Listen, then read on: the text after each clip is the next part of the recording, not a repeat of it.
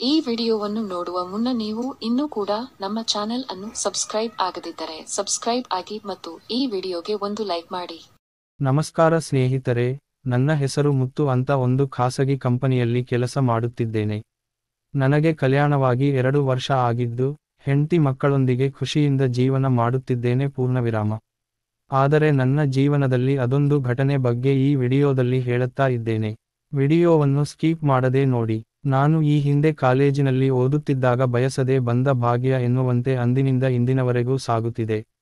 ಸ್ವಲ್ಪ ಸರ್ವಿಸ್ ಮಾಡಿಕೊಂಡು ಸಮಾಧಾನ ಮಾಡಿಕೊಳ್ಳುತ್ತಿದ್ದ ನನಗೆ ನಮ್ಮ ಅತ್ತೆ ಊಟವಾದಳು. ಅಷ್ಟೇ ಅಲ್ಲದೆ ಜೀವನಕ್ಕೆ ಮಾರ್ಗದರ್ಶನ ನೀಡಿದ್ದಾರೆ. ಅದರ ಫಲವೇ ಇಂದು ನಾನು ಜೀವನದಲ್ಲಿ ಉತ್ತಮವಾಗಿ ಇರೋದಕ್ಕೆ ಕಾರಣ. ಇನ್ನೂ ಕತೆಗೆ ಬರೋಣ. ನಾನು ಕಾಲೇಜು ಓದುವಾಗ ತುಮಕೂರಿನ ದೊಡ್ಡ ಕಾಲೇಜಿನಲ್ಲಿ ಗವರ್ನಮೆಂಟ್ ಸೀಟ್ ಸಿಕ್ತು, ಆದರೆ ಉಳಿದುಕೊಳ್ಳಲು ಹಾಸ್ಟೆಲ್ ಸಿಗಲಿಲ್ಲ. ಇದೇ ಕಾರಣಕ್ಕೆ ಉಳಿದುಕೊಳ್ಳಲು PG ಹುಡುಕುತ್ತಿದ್ದೆ. ಆದ್ರೆ ನಮ್ಮತ್ತೆ ಫೋನ್ ಮಾಡಿ ತನ್ನ ಮನೆಗೆ ಕರೆಸಿಕೊಂಡಳು. ಇನ್ನೂ ನಮ್ಮತ್ತೆ ತುಂಬಾ ಒಳ್ಳೆಯವರು, ಯಾರಿಗೆ ಕಷ್ಟ ಅಂದ್ರೆ ಸಹಾಯ ಮಾಡುವ ಮನಸ್ಸು ಇರುವವಳು. ನಾನು ಅವರು ಫ್ರೆಂಡ್ ತರಹ ಇದ್ದೆವು. ಆದರೆ ನಮ್ಮ ಮಾವ ಮಾತ್ರ ಸಿಡುಕ, ಚಿಪುಣ ಆಗಿದ್ದ. ಅಷ್ಟೇ ಅಲ್ಲದೆ ಬೇರೆಯವರ ಸಹವಾಸ ಮಾಡಿ ಮನೆಗೆ ಬಂದು ಅತ್ತೆಯ ಜೊತೆಗೆ ಜಗಳ ಮಾಡುತ್ತಿದ್ದ. ನಮ್ಮ ಅತ್ತೆಗೆ ಮದುವೆಯಾಗಿ 5 ವರ್ಷ ಆದರೂ ಸಣ್ಣ ಮರಿಯೂ ಆಗಿಲ್ಲ. ನಾನು ಅವರ ಮನೆಯಲ್ಲಿ ಉಳಿದುಕೊಂಡೆ, ಹೀಗಾಗಿ ನನ್ನ ಊಟದ ಸಮಸ್ಯೆ ತಪ್ಪಿತು. ಮಾವ ಬೆಳಿಗ್ಗೆ ಮನೆ ಬಿಟ್ಟರೆ ರಾತ್ರಿ ಬರುತ್ತಾರೆ ಅನ್ನೋ ಗ್ಯಾರಂಟಿ ಇರಲಿಲ್ಲ. ಹೀಗಾಗಿ ನಮ್ಮತ್ತೆ ಬಹಳ ತೊಂದರೆ ಅನುಭವಿಸುತ್ತಿದ್ದರು.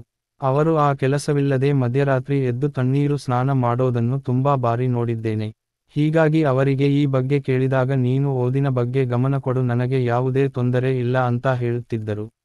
ನಾನು ಕಾಲೇಜಿಗೆ ಹೋಗಿ ಬಂದು ಅತ್ತೆಗೆ ತಮಾಷೆ ಮಾಡುತ್ತಾ ಆಕೆಯ ನೋವನ್ನು ಮರೆಸುವ ನನ್ನ ಕೈಲಾಸ ಸಹಾಯ ಮಾಡುತ್ತಿದ್ದೆ. ಮೊದಲು ನಮ್ಮ ಮಾವ ಮನೆಗೆ 2 ದಿನಕ್ಕೆ ಆದ್ರೂ ಮನೆಗೆ ಬರುತ್ತಿದ್ದರು. ನಾನು ಬಂದ ಮೇಲೆ ವಾರ ಆದ್ರೂ ಮನೆ ಕಡೆಗೆ ಬರುತ್ತಿಲ್ಲ. ಆದ್ರೂ ನಮ್ಮತ್ತೆ ಯಾವತ್ತೂ ದಾರಿ ತಪ್ಪಿದ್ದಿಲ್ಲ. ಆದರೆ ಅವರ ಕಷ್ಟ ನೋಡಿ ನನ್ನ ಹೆಂಡತಿಯೇ ಕಷ್ಟ ಅನುಭವಿಸುತ್ತಿದ್ದಾಳೆ ಅನ್ನೋ ಹಾಗೆ ಅನುಭವ ಆಗುತ್ತಿತ್ತು. ಯಾಕೆಂದರೆ ಮದುವೆ ಸಂದರ್ಭದಲ್ಲಿ ಅತ್ತೆಯ ವ್ಯಕ್ತಿತ್ವಕ್ಕೆ ಸೋತು ಹೋಗಿದ್ದೆ. ಹೀಗಾಗಿ ಅತ್ತೆಯ ಗುಣದವಳ ಕೈಹಿಡಿಯಬೇಕು ಅಂದುಕೊಂಡಿದ್ದೆ. ಆದರೆ ಅವರ ಕಷ್ಟ ನೋಡಿ ಇದೀಗ ಅವಕಾಶ ಸಿಕ್ರೆ ಅತ್ತೆಯ ಗಂಡ ಆಗಬೇಕು ಅನಿಸುತ್ತಿದೆ. ಹೀಗಾಗಿ ಪ್ರತಿದಿನ ಕೈಗೆ ಕೆಲಸ ಹೆಚ್ಚಾಗಿತ್ತು.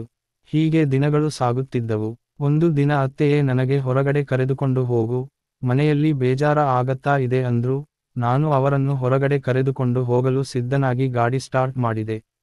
ಅತ್ತೆ ಬಂದು ನನ್ನ ಭುಜದ ಮೇಲೆ ಕೈಯಿಟ್ಟು ಕುಳಿತುಕೊಂಡರು. ನಾನು ರಸ್ತೆಯಲ್ಲಿ ಬೇಕಂತಲ್ಲೇ ತಗ್ಗಿಗೆ ಹಾಕುತ್ತಿದ್ದೆ, ಆದ್ರೆ ಆಯತಪ್ಪಿ ಬಿದ್ದು ಬಿಟ್ಟೆವು. ಆಗ ಅದೇ ಭರದಲ್ಲಿ ಅತ್ತೆಯನ್ನು ಗಟ್ಟಿಯಾಗಿ ಹಿಡಿದು ಎಬ್ಬಿಸಿದೆ. ಆಮೇಲೆ ಗಾಯ ಆಗಿದೆ ನಾ ಅಂತ ಮುಟ್ಟಿ ಕೇಳಿದೆ. ಅವರು ಇಲ್ಲ ಕಣೋ, ನಿನಗೆ ಏನಾದರೂ ಆಯ್ತಾ ಅಂದ್ರು. ಆಮೇಲೆ ಸಂಜೆಯವರೆಗೆ ಊರು ಸುತ್ತಿ ಇನ್ನೇನು ಮನೆಗೆ ಹೋಗಬೇಕು ಅನ್ನುವಾಗ ಸೆಲ್ಫಿ ತಗೊಳ್ಳೋಣ ಅಂದ್ರು. ಆಮೇಲೆ ಮನಸ್ಸಿಗೆ ಬಂದ ಹಾಗೆ ಫೋಟೋ ತಗೊಂಡೆವು. ಆಮೇಲೆ ಮನೆಗೆ ಬಂದೆವು. ಆದರೆ ನಾವು ಬರುವಷ್ಟರಲ್ಲಿ ಮನೆಯ ಮುಂದೆ ಮಾವ ಬಂದು ಕುಳಿತಿದ್ರು. ಆಮೇಲೆ ಮಾವ ಎಲ್ಲಿಗೆ ಹೋಗಿದ್ರಿ, ಕೀ ಇಟ್ಟು ಹೋಗಬಾರದಾ ಅಂತ ಹೇಳಿದ್ರು. ಅದಕ್ಕೆ ದೇವಸ್ಥಾನಕ್ಕೆ ಹೋಗಿದ್ವಿ ಅಂತ ಸುಳ್ಳು ಹೇಳಿದ್ವಿ. ರಾತ್ರಿ ಊಟ ಮಾಡಿ ಮಲಗಿದ ಮೇಲೆ ಪುನಃ ಅತ್ತೆ ಮಾವ ಜಗಳ ಮಾಡತ್ತಾ ಇದ್ರು. ನಾನು ಅವರ ಜಗಳವನ್ನು ಕಿವಿಕೊಟ್ಟು ಕೇಳಿದೆ. ಅತ್ತೆ ಮಾವನಿಗೆ ನಿಮ್ಮ ಕೈಯಲ್ಲಿ ಏನಾಗುತ್ತದೆ, ಯಾವಾಗೊಮ್ಮೆ ಬರತ್ತೀರಾ, ಸುಮ್ಮನೆ ಜಗಳ ಮಾಡತ್ತೀರಾ, ಮರಿಗೆ ಯಾವಾಗ ಕೊಡತ್ತೀರಾ ಅಂತ ಕೇಳುತ್ತಿದ್ರು. ನೀವು ನನ್ನ ಬಗ್ಗೆ ತಲೆ ಕೆಡಿಸಿಕೊಳ್ಳತ್ತಾ ಇಲ್ಲ, ಈ ಜೀವನ ಯಾರಿಗೆ ಬೇಕು ಅಂತ ಹೇಳತ್ತಾ ಇದ್ರು. ಅದಕ್ಕೆ ಮಾವ ಸುಮ್ಮನೆ ಮಲಗೆ, ಮೊದಲೇ ಸುಸ್ತಾಗಿ ಬಂದೇನಿ, ಬರೀ ಇದೇ ಆಯ್ತು ನಿಂದು ಅಂತ ಹೇಳತ್ತಾ ಇದ್ದರು. ಇದನ್ನು ಕೇಳಿ ನನಗೆ ಒಂದು ಅರ್ಥ ಆಯಿತು, ಅತ್ತೆ ಮಾವನ ಸಂಬಂಧ ಹಳಸಿದೆ, ಏನು ಆಗತ್ತಾ ಇಲ್ಲ ಅಂತ. ಆಮೇಲೆ ನಿದ್ದೆ ಬಾರದೆ ಕೈಗೆ ಕೆಲಸ ಕೊಟ್ಟು ಮಲಗಿಬಿಟ್ಟೆ. ಬೆಳಿಗ್ಗೆ ಎದ್ದಾಗ ಮಾವ ನನಗೆ ಬಸ್ ಸ್ಟ್ಯಾಂಡ್ಗೆ ಬಿಟ್ಟು ಬರಲು ಹೇಳಿದರು. ಆಮೇಲೆ ನಾನು ಮಾವನಿಗೆ ಎಲ್ಲಿಗೆ ಹೋಗುತ್ತಿದ್ದೀರಿ ಅಂದೆ. ಅವರು ಮುಂಬೈಗೆ ಹೋಗುತ್ತಿದ್ದೇನೆ, ವಾಪಸ್ ಬರೋಕ್ಕೆ ಸ್ವಲ್ಪ ದಿನ ಆಗಬಹುದು, ಮನೆಯ ಕಡೆಗೆ ಜೋಪಾನ ಅಂತ ಹೇಳಿ ಹೊರಟರು. ನಾನು ಸರಿ ಅಂತ ಅವರನ್ನು ಬಿಟ್ಟು ಮನೆಗೆ ಬಂದು ತಿಂಡಿ ತಿಂದು ಕಾಲೇಜಿಗೆ ಹೋಗಿ ಬೇಗ ಬಂದೆ. ಆದರೆ ಮನೆಯಲ್ಲಿ ಅತ್ತೆ ನನಗೋಸ್ಕರ ಸ್ಪೆಷಲ್ ಅಡುಗೆ ಮಾಡಿದ್ದರು. ಆಮೇಲೆ ಊಟ ಮಾಡಿ ಹರಟೆ ಹೊಡೆಯುತ್ತಾ ಕುಳಿತೆವು. ಅತ್ತೆಗೆ ನಿದ್ರೆ ಬಂದು ನಾನು ಹೋಗುತ್ತೇನೆ ಅಂದ್ರು. ಆಮೇಲೆ ನಾನು ಒಂದು ಪ್ರಯತ್ನ ಮಾಡೋಣ ಅಂತ ಅತ್ತೆ ಮಾವ ಬರೋದು 2 ವಾರ ಆಗುತ್ತಂತೆ, ಅಲ್ಲಿಯವರೆಗೆ ನಿಮ್ಮ ಪರಿಸ್ಥಿತಿ ಏನು ಅಂತ ಕೇಳಿಯೇ ಬಿಟ್ಟೆ. ಅವರು ಇದು ಮಾಮೂಲಿ, ನನಗೆ ಅಭ್ಯಾಸ ಆಗಿದೆ, ಕಷ್ಟಾನೋ ಸುಖಾನೋ ಹಣೆಬರಹದಲ್ಲಿ ಏನೂ ಬರದಿದೆ ಅದನ್ನು ಅನುಭವಿಸಬೇಕು ಅಂದ್ರು. ನಾನು ಧೈರ್ಯ ಮಾಡಿ ಕಷ್ಟ ಪಡುವ ಹಣೆಬರಹ ನಿಮಗೆ ಯಾಕೆ ಅತ್ತೆ, ಹಸಿವು ಇಟ್ಟುಕೊಂಡು ಯಾಕೆ ಸುಮ್ಮನೆ ಇರತ್ತೀರಿ ಅಂದೆ. ಅವರಿಗೆ ಅರ್ಥ ಆದ್ರೂ ಏನ ಹೇಳತ್ತಾ ಇದೀಯಾ ಅಂದ್ರು. ಆಗ ನಾನು ಕೈಯಲ್ಲಿ ಬೆಣ್ಣೆ ಇಟ್ಟುಕೊಂಡು ತುಪ್ಪಕ್ಕೆ ಯಾಕೆ ಊರೆಲ್ಲ ಸುತ್ತಿಕೊಂಡು ಬಂದಂತೆ ಆಯಿತು ನಿಮ್ಮ ಪರಿಸ್ಥಿತಿ ಅಂದೆ. ಆಗ ಅವರು ರಾಗ ಎಳೆಯುತ್ತಾ ಅಂದ್ರೆ ನೀನು ನನಗೆ ಅಂದ್ರು. ನಾನು ಹೌದು ಅತ್ತೆ ಅಂತ ಮನಸ್ಸಿನ ಎಲ್ಲ ಮಾತುಗಳನ್ನು ಹೇಳಿಬಿಟ್ಟೆ. ಒಂದು ಸಲ ಸಮಾಧಾನ ಮಾಡಿ ಅಂತ ಹೇಳಿದೆ. ಆಗ ಅವರು ಬೇಡ ಮುತ್ತು ಒಂದು ಬಾರಿ ಇದರ ಬಲೆಗೆ ಬಿದ್ದರೆ ಅದರಿಂದ ಹೊರಗಡೆ ಬರೋದು ತುಂಬಾ ಕಷ್ಟ ಅಂದ್ರು. ಆಮೇಲೆ ನಾನು ಅವರಲ್ಲಿ ಏನೇನೂ ಕತೆ ಹೇಳುತ್ತಾ ಅವಕಾಶಕ್ಕೆ ರಿಕ್ವೆಸ್ಟ್ ಮಾಡುತ್ತಿದ್ದೆ. ಅವರು ಈ ವಿಷಯ ಬಿಟ್ಟು ಓದಿನ ಕಡೆಗೆ ಗಮನ ಹರಿಸು ಅಂದು ಕೋಣೆಗೆ ಮಲಗಲು ಹೋದ್ರು. ನಾನು ಅದನ್ನೇ ವಿಚಾರ ಮಾಡತ್ತಾ ರಾತ್ರಿ ಕಳೆದೆ. ಮರಿದಿನ ಬೆಳಿಗ್ಗೆ ಎದ್ದು ಸ್ನಾನ ಮಾಡಿ ಅತ್ತೆಗೆ ಮಾತನಾಡಿಸದೆ ಉಪಹಾರ ತನ್ನದೆ ಹಾಗೆ ಕಾಲೇಜಿಗೆ ಹೋದೆ. ಸಂಜೆ ಮನೆಗೆ ಬಂದಾಗಲೂ ಸುಮ್ಮನೆ ಇದ್ದೆ. ಹೀಗೆ ಕೆಲವು ದಿನಗಳು ಕಳೆದವು. ಆಮೇಲೆ ಅತ್ತೆಯೇ ಒಂದು ದಿನ ಯಾಕೋ ನನ್ನ ಬಳಿ ಸರಿಯಾಗಿ ಮಾತಾಡತ್ತಾ ಇಲ್ಲ ಅಂದ್ರು.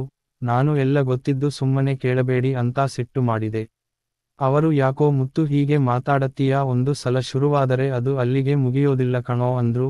ನಾನು ಪ್ರೊಮಸ್ ಮಾಡಿ ಒಂದೇ ಸಲ ಕೆಲಸ ಕೊಡಿ ಅಂದೆ. ಅತ್ತೆ ಸುಮ್ಮನೆ ಇದ್ದರು.